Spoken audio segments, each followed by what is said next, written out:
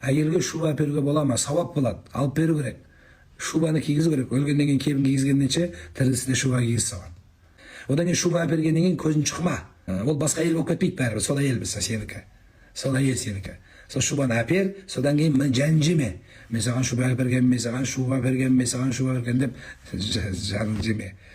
Шубасыз өмір сүреді. Сен оған адал, әділ, салихалы күйеу болсаң, желательно писец онша емес, қазір бобер онша емес, ну где-то минимум норка ғой енді. Одан жоғарырақ жақсы енді, сол әперсең көрерсің енді.